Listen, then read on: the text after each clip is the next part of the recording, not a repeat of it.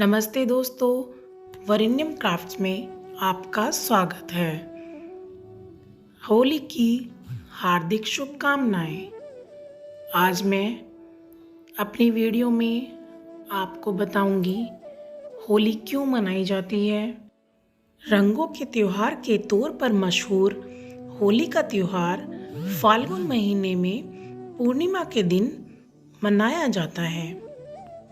तेज संगीत और ढोल के बीच एक दूसरे पर रंग और पानी फेंका जाता है। भारत के अन्य त्योहारों की तरह होली भी बुराई पर अच्छाई की जीत का प्रतीक है। प्राचीन पौराणिक कथा के अनुसार होली का त्योहार हिरण्यकश्यप की कहानी से जुड़ा है। हिरण्यकश्यप प्राचीन भारत का एक राजा था जो कि राक्षस की तरह था।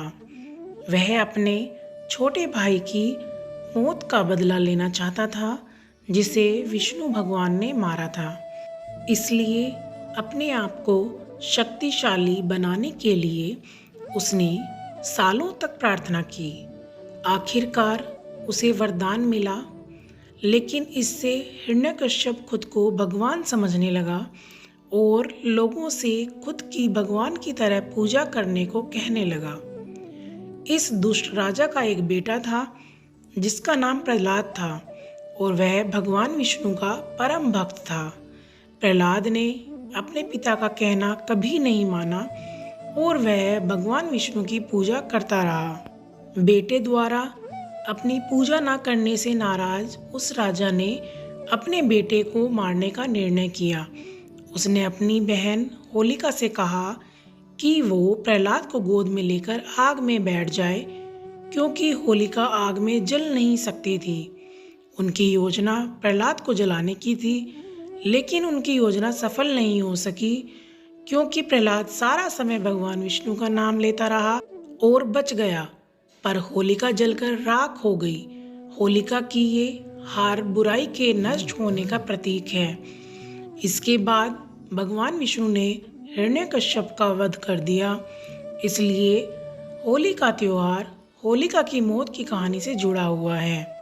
होली के पर्व की तरह इसकी परंपराएं भी अत्यंत प्राचीन हैं और इसका स्वरूप और उद्देश्य समय के साथ बदलता रहता है।